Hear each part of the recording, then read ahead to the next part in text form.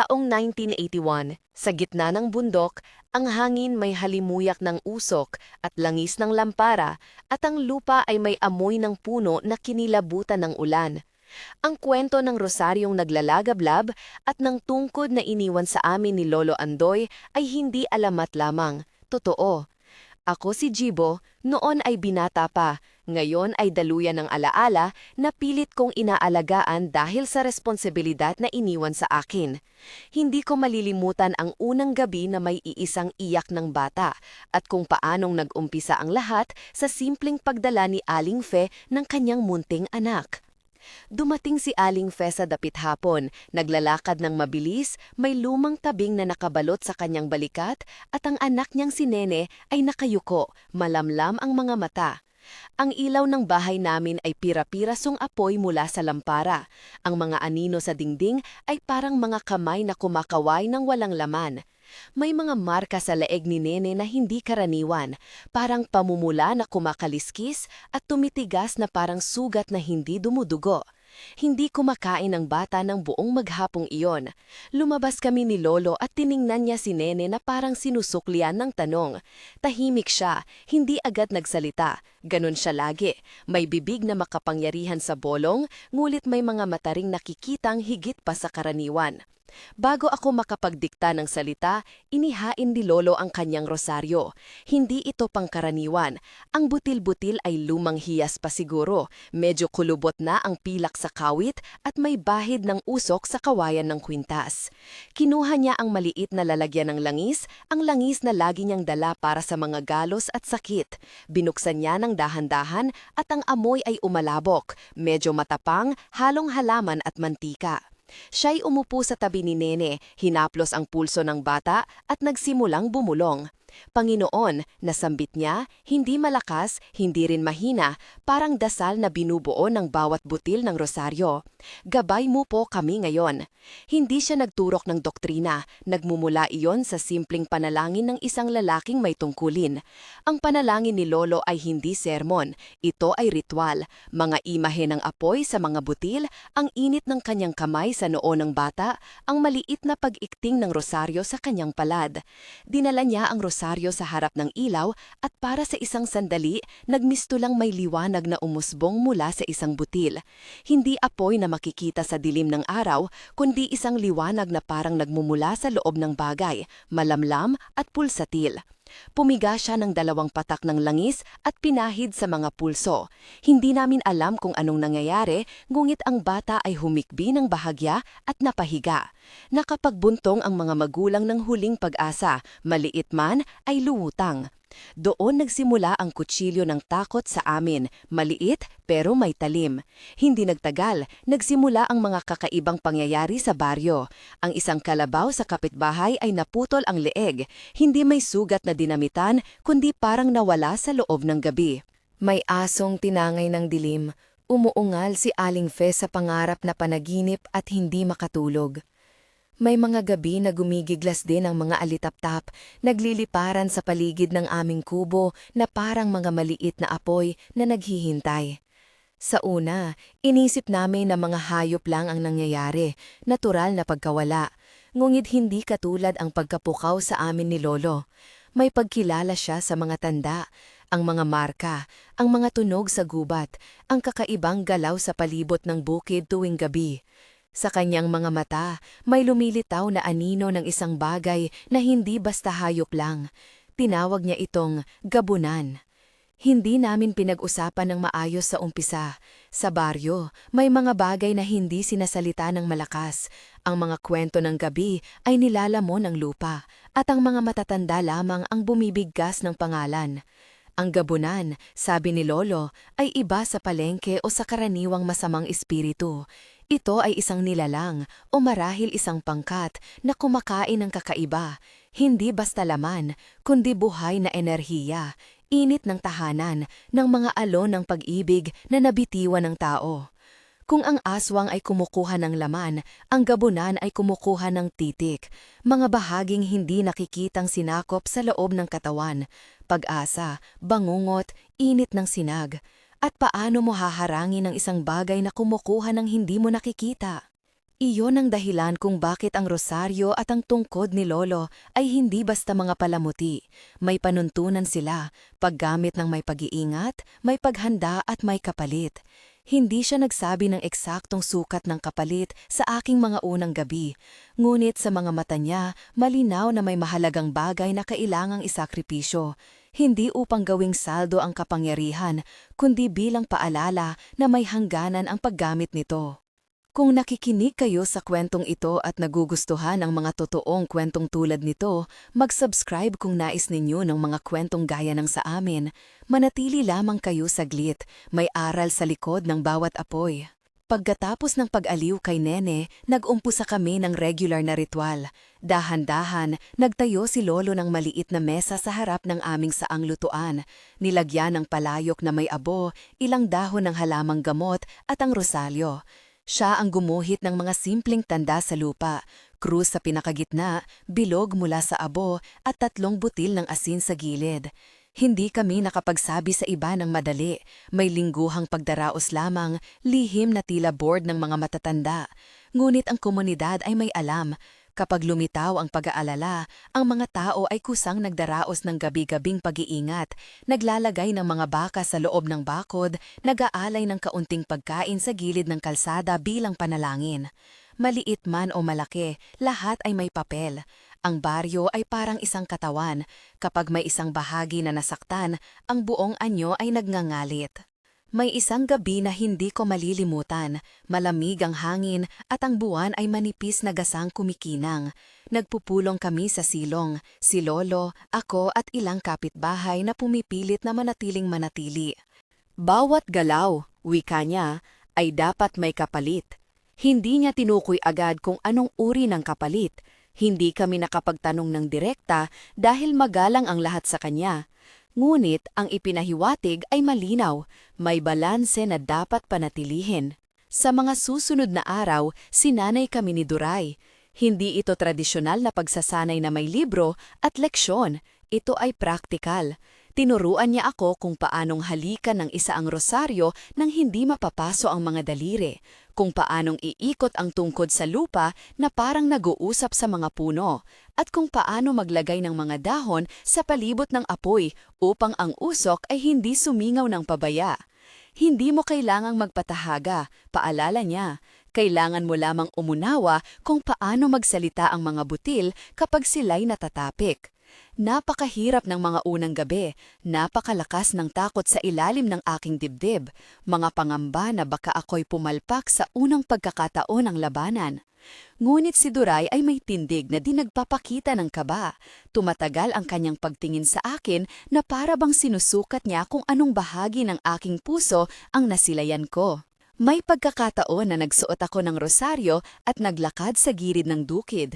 Ang gabi ay puno ng tunog, mga dahon na gumagapang, malalayong ulong ng aso, ang malumanay na pag-ikot ng hangin na humahaplos sa mga bubong. Naramdaman ko ang bigat ng rosaryo sa aking dibdib.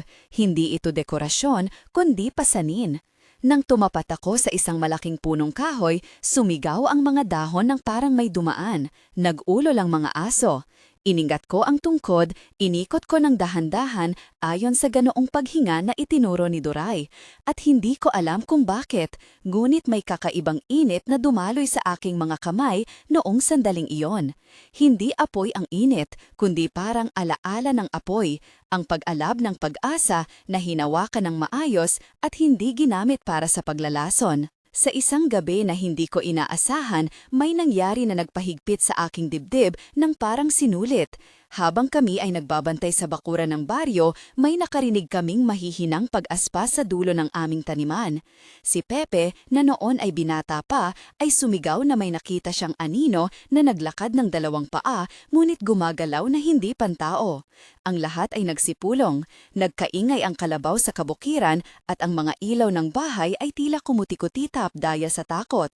Si Lolo at si Duray ang agad na lumabas. Kami ay sumunod. Hawak ni Lolo ang rosaryo, hawak ni Duray ang tungkod. Naglakad kami ng tahimik papunta sa lugar at may bahagyang usok na pumapailalang sa lupa, hindi malinaw kung saan nanggaling. Titig ang aming mga mata sa dilim. May maliit na panganalang mit ng liwanag na pumapailalang mula sa rosaryo, parang butil na umiilaw sa kabila ng karimlan. Bigla siyang sumiklab, hindi apoy na naglalagablab sa dami ng kahoy, kundi tila unang kisap ng apoy na bumabalik mula sa butil. Ang nilalang na nasa harap namin ay nagngangalit. Hindi ko itinutukoy ang anumang karahasan sa katawan. Ang kanyang presensya ay nagdulot lamang ng malamlam na lamig sa aming mga tuhod. Ngunit, nang dumampi ang liwanag mula sa rosaryo sa malabong balat ng nilalang, may bahagyang usok na lumabas. Parang nasusunog ang isang tela na hindi naman nag-iwan ng dugo. Hindi namin pinakita ang saya. Isinagawa namin ang simpleng ritual. Pag-ikot ng tungkod, pagbigkas ng puro bulong, pag-alay ng mga dahon sa hangin. Nakita ko ang mga mata ni Duray at sa kanyang paningin ay mayroong paghanda at pag-iingat. Huwag hayaang mag-init ang puso mo ng galit, paalala niya. Kung gagamitin mong sandata ang rosaryo para sa paghihigante, magbabalik ito na mas mabigat kesa iyong inabot. Sa pagtatapos ng gabing iyon, umuwi kami at nagbunyi sa mahinang tagumpay. Ngunit hindi ito ganap. Isang butil ng rosaryo ang lumuwag. Hindi ito nasira, hindi rin nawala agad, ngunit may dalang palatandaan. May butil na hindi nakatulad ng iba. Ang mga gabi pagkatapos noon ay may bago at kakaibang tunog, mga yapak sa malayo at tila may dumadama sa hangin na may kakaibang dami ng pag-iingat. Nagising ako sa kalagitnaan ng gabi at napatingin sa rosaryo na nakalagay sa mesa. Ang mga butil nito ay tila humihinga at may maliliit na katok na dumadating sa aking puso. May bahagi ng bagay na hindi namin lubos na nauunawaan. Paglipas ng ilang araw, naganap ang isa pang pangyayari na naghatid sa amin sa gitna ng tunay na paghahanap. May nawala, hindi hayop lang, kundi isang butil. Hindi pera, hindi rin lamang selos. Nawawala ang isang butil mula sa rosaryo ni Lolo. Naghukay kami ng husto, nagbalik sa pinanggalingan ng huling ritual. Sinilip namin ang mga dampa, ang mga higaan ng mga hayop, ang palapag ng bahay. Ang butil, hindi malinaw kung paano, ay hindi na doon. Ang pagkawala ay dawit na parang isang kahulugan, hindi basta bagay na nawalang ilalim ng upuan. Ang mga matatanda ay nagtipon at nag-usap ng mahina. May mga nagmulat ng mata at may mga nagkandili ng bibig. Ang pangalan na Gabunan ay nagbangon muli sa media ng aming pag-uusap. Dito na pumasok ang bahagi ng aking kabataan na napuno ng puot at takot.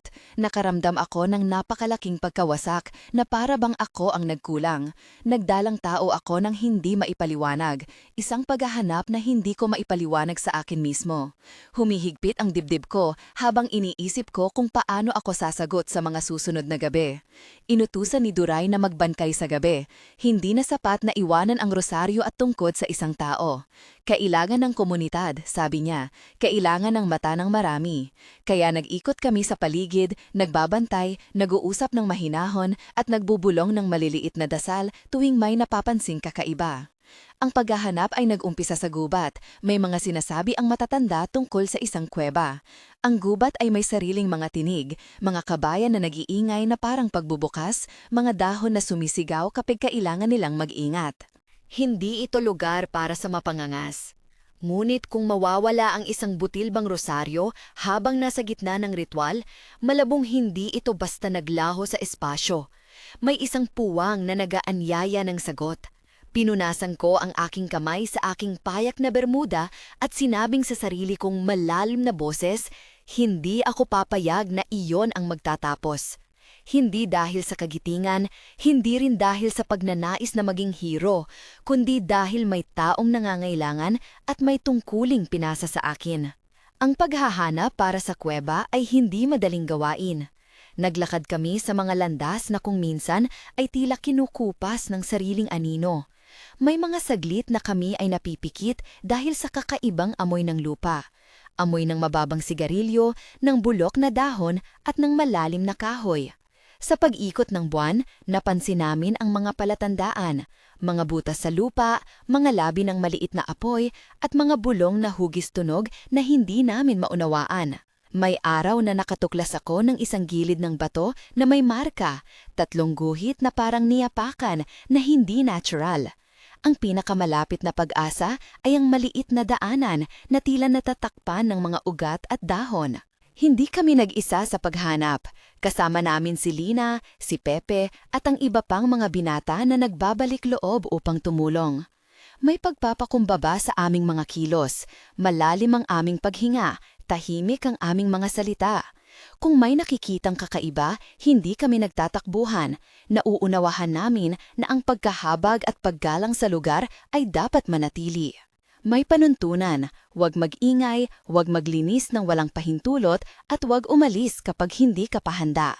Ang mga panuntunang iyon ay hindi biro. Ito ay mga batas na humuhubag sa aming kilos. Isang gabi, habang kami ay nakayuko upang itunton ang isang takas na mas malalim sa gubat, may nakita ako na hindi ko inaasahan. Sa isang maliit na luog na parang kuweba na natatabunan ng mga ugat, may isang mesa na tila altar. At sa ibabaw nito, isang bagay na gawa sa itim na kawad at butil na hindi namin nakikita sa aming mga rosaryo. Hindi siya ordinaryong rosaryo. Ang kulay ay itim, malapot ang sinulid, at ang mga butil ay parang inukit mula sa isang bagay na hindi kami makakakilala. Ang hangin sa loob ng kuweba ay malamig, at ang tunog ng aming mga puso ay lumabas na parang malalabong tambol. Hindi ko inisit agad na kukunin ito. Napatingin lamang ako at habang pinagmamasdan, may susi sa loob ng dibdib ko na tila kumukuha ng kabisera ng isang malaking takot. Kung totoo ang nakikita ko, hindi basta pamana ito ng aming komunidad. Ang anyo ng itim na rosaryo ay may ibang enerhiya, hindi nagpapahiwatig ng liwanag, kundi ng pag-uusig. Sa sandaling iyon, naramdaman ko ang bigat ng desisyon. Kunin at dalhin sa baryo o iwanan at hayaang magtagal ang misteryo. May kumatok na malakas sa aking dibdib at hindi lamang dahil sa takot. May bahagi sa akin na alam ang tunog ng kapalit. Ang hawak na tungkod na dala namin ni Duray ay tila nagdilaok ng tahimik na babala. Ang butil na naglaho mula sa rosaryo ni Lolo ay hindi na lamang isang maliit na pagkukulang. Ito na ang daan patungo sa isang bagay na tataas ang stakes. Ang huling ilaw mula sa aming sulo ay kumitil ng bahagya at ang anino ng aming mga katawan ay sumayaw sa dingding ng kuweba. Huminga ako ng malalim at sa paghinga kong iyon ay may pasiyang na buo, hindi ganap at hindi rin lubos na malinaw, ngulit sapat upang dalhin ako pabalik sa baryo nang may dalang sagot o pananagutan. Ang pag-uwi ay parang pagbuhat ng hindi nakikitang pangako. Ngunit bago kami tuluyang umalis, may narinig kaming bulong mula sa loob ng kuweba. Hindi tao, hindi hayop, ngunit isang tunog na para bang sinisikap magsalita. Hindi namin naunawaan ng mga salita. Sinilip namin ang loob muli at sa liwanag ng aming sulo, lumilitaw ang isang hugi sa likod ng altar. Parang silweta ng isang tao na napakaliit ang sukat at maaaring hindi tao. Ang tensyon ay tumaas. Dito nagtatapos ang bahagi ng paghahanap na iyon. May nakita kami, may nawala, at may bagong palatandaan na nagpapahiwatig ng mas malalim na laro. Ang rosaryo na naglalagablab, ang tungkod na humuhumiyaw sa lupa, at ang itim na rosaryo sa loob ng kuweba. Lahat ay nagtuturo na ang aming baryo ay hindi na pwedeng bumalik sa dati. Ngunit hindi pa ang huling salita. May mga gabi pa na kailangan naming bantayan, may mga butil pa na kailangan hanatin. At sa harap ng bagong tuklas, ang aming desisyon ay magbubukas ng pintuan, hindi lamang ng panganib, kundi ng pag-unawa kung ano ang ibig sabihin ng kapangyarihan at ng kapalit na hinihingi nito. Hindi ko inakala na ang pagpasok namin sa kuweba ang magbubukas ng pinto na hindi na muling magsasara ng ganoon kadali. Pag-uwi namin mula sa paghahanap, ang itim na rosaryo sa nakasilid sa aking alaala ay hindi naging tahimik ang gabi. May mga kurot sa paligid ng aming puso, takot, tanong at isang di mapigilang pakiramdam na may paparating na bagay. Lumipas ang ilang araw na tila mabagal, mga alo ng hangin na parang may dalang balita, mga tanim na tila naglalakad paalala ng pagkawala ng butil.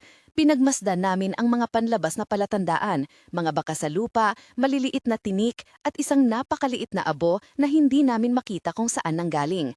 Sa loob, nagbago ang mga pag-uusap ng mga matatanda.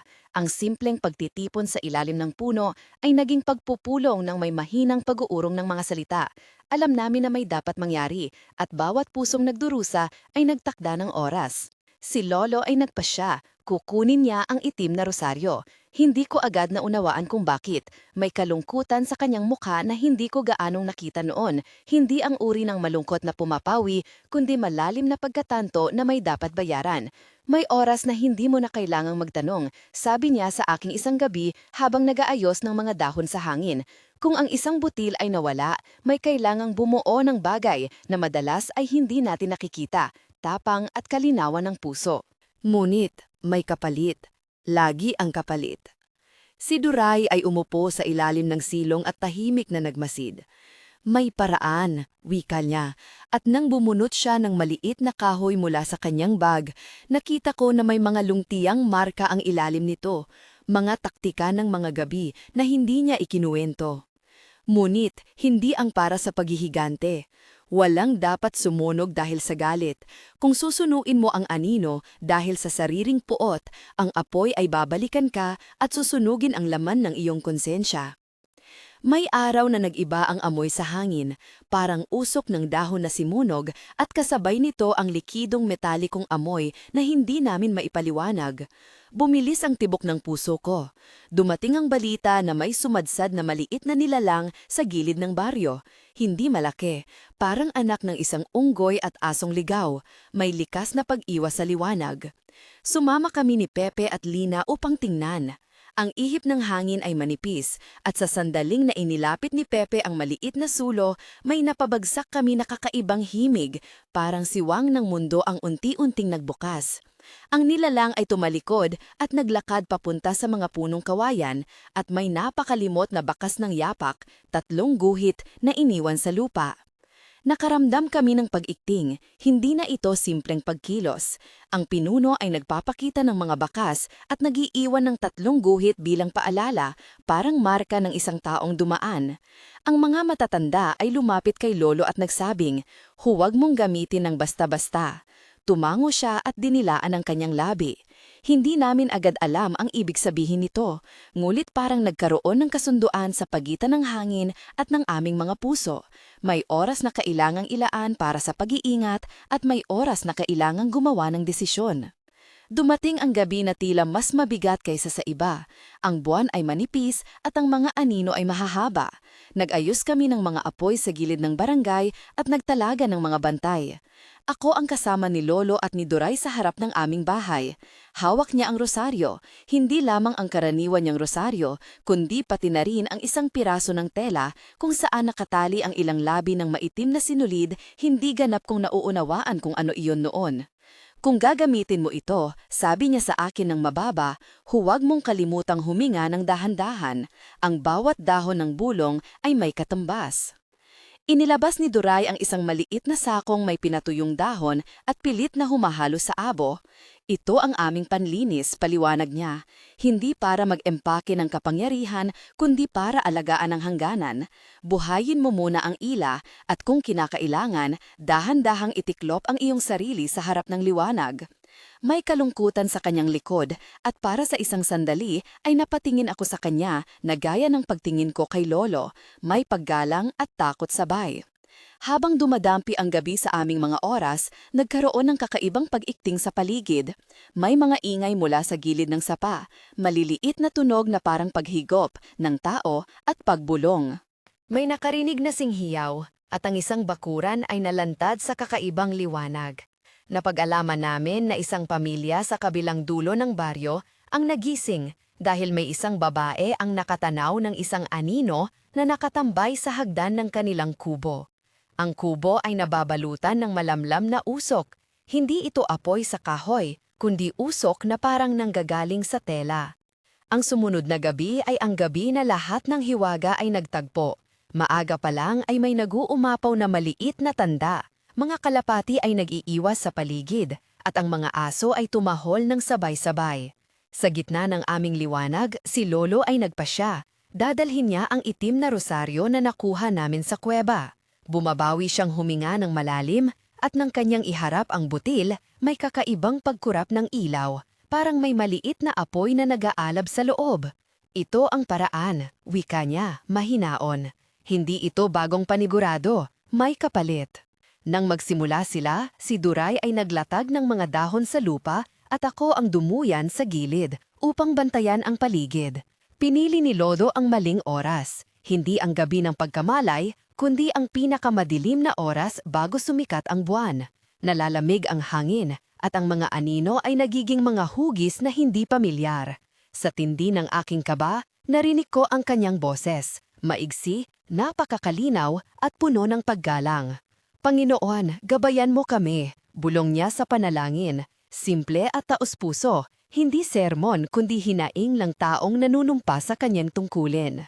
Nag-umpisa ang ritual. Inihawak ni Lolo ang rosaryo ng magkasama sa itim na piraso ng tela. Hinilamos niya ang kanyang mga kamay sa dulo ng tungkod at sinilip ang mga mata ng bawat tao. Hindi ito sandata, aniya. Ito ay ilaw na ilalagay sa daan. Huwag ninyong hanapin ang apoy para saktan ang iba. Hanapin ninyo ang liwanag upang maibalik ang nawawala. Hindi siya nagbigay ng mga utos maliban sa payak na pag-aalala. Ang tinig niya ay nag-ukit sa hangin at kami ay nagdasal ng sama-sama, nag-aalay ng maliit na pasasalamat at paghiling ng gabay. Isang malalim na paghinga at sinimulan niya ang pag-uumpisa ng bulong, mga salita na hindi formal, mga lumang saglit ng ating wika na parang linya ng dagat. Ang rosaryo sa kanyang mga kamay ay nagliwanag ng bahagya. Ang mga butil nito ay kumikislap na parang maliit na baga ng uling. Ang tunog ng tungkod sa lupa ay nagbigay ng malalim na kaunting pag-uga, isang dingding ng hangin na lumingon. Ako ay naroon, malapit sa kanya, at naramdaman ko ang init na nagmula sa kung anong ating ipinangalanang kapangyarihan. Hindi kapangyarihan sa pagmamayari, kundi kapangyarihan bilang gawain. Sa taong iyon, lumabas ang una sa mga pinuno ng gabunan. Hindi nagmula sa isang katawang motor lamang, kundi parang isang grupo na nagkaisa sa iisang tunog. Nagpakita ang liwanag mula sa rosaryo sa harap niya at may malaking alon ng hangin na parang humigop sa aming mga kaluluwa. Ang mga mata ng nilalang ay hindi ganap na mata, parang madilim na bilog na puno ng lumang bagay. Ang aming mga katawan ay sumikip dahil sa takot. Ngunit may tinig din na mas mabigat kaysa sa takot, ang tinig ng tungkulin. Nang tumama ang liwanag mula sa rosaryo sa malabong katawan ng pinuno, may lumabas na usok, parang tela na tinutunaw ng init. Hindi ito dugo, hindi rin ito larawang madugong inilarawan. Ito ay amoy ng kalaunan ng sinaunang bagay na naglalaho. Ngunit, hindi naging perpekto agad ang epekto. May pag-igti pa ring naroon. Ang pinuno ay hindi agad naglaho. Sa halip, naglabas siya ng katahimikan na parang tumitibok na hindi maipaliwanag. Nang sumunod na sandali, ang nilalang ay umatras at may mga tunog na nagmumula sa kanyang bibig na parang pag-iyak ng lupa. Ito ang sandali na tumama sa akin ng kaliwanagan. May kalakip na kapalit ang ritual. Sa ilalim ng aking mga mata, nakita kong ang mga kamay ni Lolo ay nanginginig. Hindi dahil sa pagod lamang, kundi dahil may isang bagay na umaakyat mula sa loob ng kanyang dibdib. Tila nag-aambag siya ng isang bahagi ng sarili niya para paliitin ang anino. Hindi namin agad na itanong ito, walang nagsalita noon. Ngunit, nang matapos ang ritual, napansin namin ang isang maliit na pagbabago sa kanyang mukha. Ang kulay nito ay pumuti iba ng parang nahihigop ng hangin ang kanyang lakas. Siya ay umupo at huminga ng mabigat. Ang mga kapitbahay ay lumapit, may mata na naglalaman ng pag-aalala. Lumayo, hiling ni Duray, na may tinig na malaki ang pag-aalala. Huwag ninyo siyang guluhin. Nang sumapit ang pagsikat ng buwan, lumibing ang katahimikan. Wala kaming mga sigaw ng tagumpay, may lamang mga huni ng kalungkutan. Sa mga susunod na araw, dumarami ang mga bakas ng pagkawala sa labas ng baryo. Hindi na ganun karami, ngunit may sapat na pagbabago upang malaman namin hindi lang ito pansamantala. Ngunit mayroong isang nangyari na hindi namin inaasahan. Sa ikatlong araw matapos ang ritual, si Lolo ay nag-iba ng hininga at hindi na muling bumangon. Hindi ko makalimutan ang sandaling iyon, ang pag-ikot ng hangin sa loob ng silong, ang amoy ng langis na naghalo sa simoy, ang tahimik na pag-akyat ng mga usok ng tanghalin. Si Lolo ay nakahiga sa sahig namin, ang rosaryo sa kanyang dibdib na tila humihinga ng dahan-dahan, at ang kanyang mga kamay ay malambing nakapikit. Ang aming mga mata ay puno ng luha, ngunit hindi ng paggabigla lamang, ito ay pagkilala. Siya'y nagbigay ng isang bagay na hindi namin nabigyan ng pangalan noon, ang huling piraso ng kanyang lakas bilang bayad upang sirain ang anino na kumukuha sa amin. Hindi kami tumugon sa tawag ng pag-uusal. Umiyak ang mga kapitbahay ng malalim at ako ay dumapo sa kanyang kamay. Hindi mo dapat dalhin ito mag-isa, bulong niya ng may kahinaan at may ngiting lumabas sa kanyang labi na hindi ko malilimutan. Siya ay nagsara ng mga mata at parang bumalik sa isang payapang diwa. Pinadama ko ang pag-unti ng init sa kanyang mga palad. Hindi ito karahasan, kundi isang pag-urong. Ang kamatayan niya ay hindi grotesk. Hindi ko rin kukuwintahin ng may sensasyon. Ito ay marunong, malumanay. Hindi siya nagsikap sa hulil. Tila tinanggap niya ang bagay na dapat bayaran. Hindi madaling sabihin na ito ay isang banal na sakripisyo o isang pagkabigo. Mas tama siguro na sabihin na siya ay nagsagawa ng tungkulin at ang tungkulan na iyon ay may kapalit. Ang mga salita ni Duray na may kapalit ay nagkaroon ng bagong bigat. Ang aming luha ay hindi lamang para sa kanya, kundi para sa lahat ng maaaring magkamali sa paggamit ng isang bagay na hindi naiintindihan ng buo. Ang buong baryo ay nagdalang tao sa kani-kanilang paraan. Ang paglibing kay Lolo ay payak. Inilagay namin siya sa likod ng maliit na bitak sa aming bakuran at nilagyan ng kaunting abo at dahon. Walang malalaking ritual, hindi dahil sa kakulangan ng paggalang, kundi dahil alam namin na ang respeto ay hindi laging nangangailangan ng palabas. Ilang araw lamang at ang mga anak ng baryo ay dumating, naghawak ng mga punla at mga maliliit na bulaklak upang ilagay sa ibabaw ng kanyang burol. May mga alitaptap na nagliyab sa paligid at napansin ko na ang liwanag ng rosaryo ay parang sumasabay sa mga ito. Nagbago ang mga tunog ng gabi, may pagkaliktaw, ngunit mayroon ding tawag ng pag-asa. Pagkatapos ng libing, nagtipon kami ni Duray at ng ilang iba pa upang pag-usapan ang mga susunod na hakbang. Ang itim na rosaryo na nakuha namin sa kuweba ay nanatili sa akin sa loob ng ilang araw, hindi sa aking pagmamay-ari, kundi dahil sa ang aking mga kamay ang unang kumapit ng masinsinan sa pagtatapos ng ritual. Ang tungkod naman ni Lolo na may marka ng kanyang mga ngipin sa hawakan at mga bulok na tanda ng maraming gabi ng paggamit ay inilagay sa tabi ng kanyang kama. Ito ang kailangan, bati ni Duray ng tahimik. Hindi mo kailangang suotin ang anumang bago nang walang pag-aaral. Kailangan mong umunawa at kailangan mong turuan. Hindi ko alam kung anong ibig sabihin niya noon. Ako ay isang binata pa lamang nang una kaming nagsimula. Ang pino ng aking kamay ay hindi sanay sa pagkarga ng mga bigat na tulad nito. Ngunit hindi ako nagtagal sa pag-aatubili. Ang responsibilidad ay hindi sumagi sa aking isipan na parang mahina. Ito ng kusa ay dumating na parang anino sa likod ng pagbikas. Ako ang pinili ng baryo upang maging tagapangalaga, hindi dahilan ng pamumuno o ng pagmay-ari, kundi dahil ako ang nakita, ako ang nakasaksi, at ako ang may kakayahang mag-alaga. May takot pa rin sa loob ko, takot na baka maging palamuti lamang ang rosaryo at tungkod o baka gamitin ito para sa mga personal na hinanakit. Ngunit sa kabila nito, may isang malalim na pagnanais na hindi kami muling mapagsamantalahan. Sinimulan ko ang aking pag-aaral. Araw-araw, si Duray ay nagtuturo, hindi lamang ang mga ritual, kundi ang pilosopiya, kung ano ang dapat at hindi dapat gawin. Hindi mo ilalayo ang iyong puso, paalala niya. Kung gagamitin mo ito para lamang sa galit, ikaw ang unang masasaktan. Kung gagamitin mo ito upang pagalingin ang nanhina, ikaw ay magiging ilaw.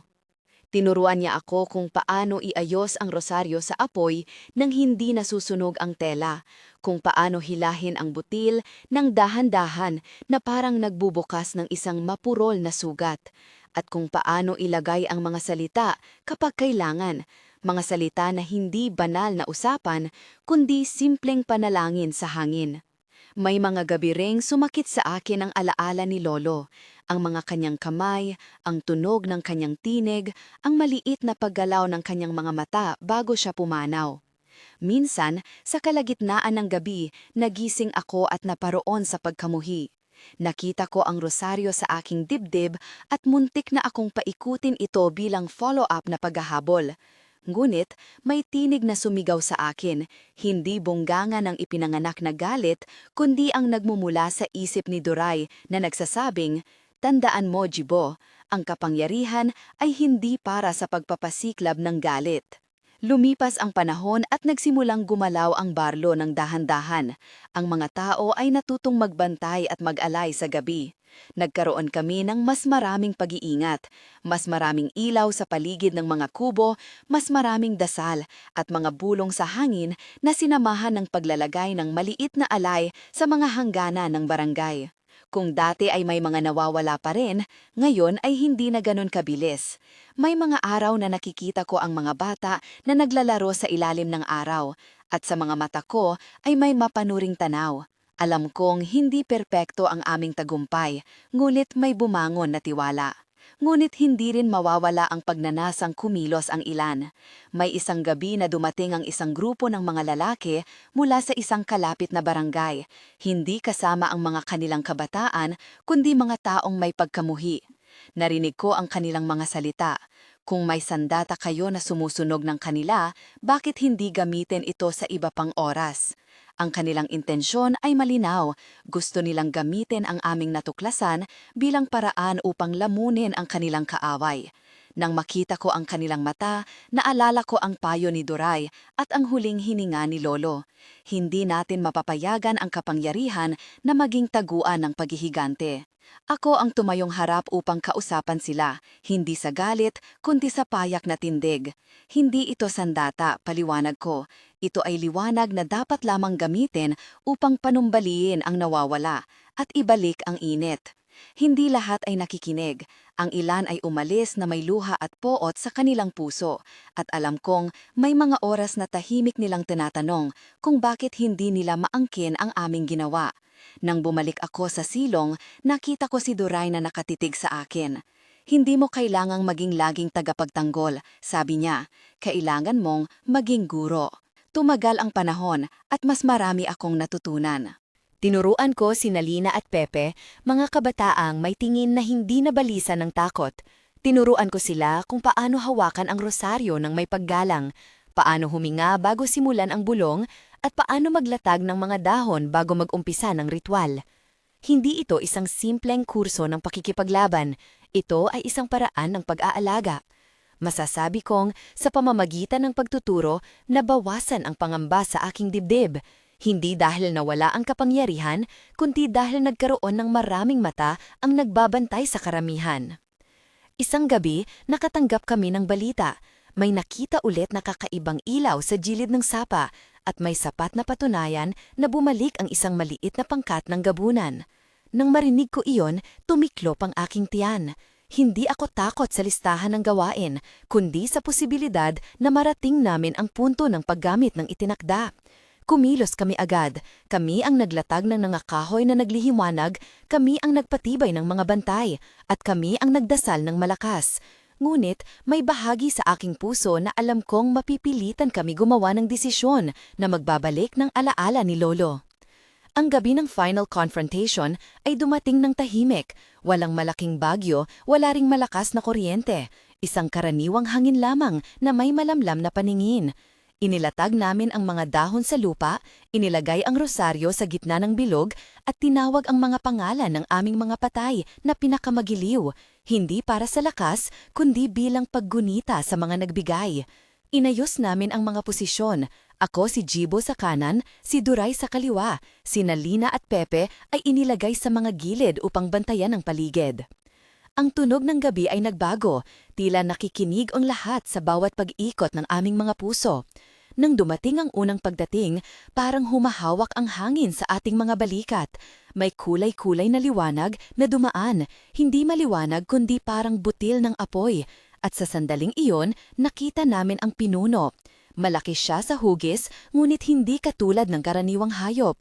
Ang kanyang kilay ay may 3 guhit na malinaw sa mukha. May isang bagay sa kanyang mata na parang tanong, siya ba ay galit, siya ba ay gatom, o siya ba ay nasaktan?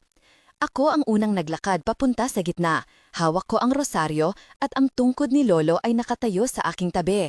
Hindi ko pa ito hawak ng mag-isa noon, ngulit noon ko naramdaman ang bilis ng pagpapatibok ng aking dibdib bilang pagrespeto sa responsibilidad.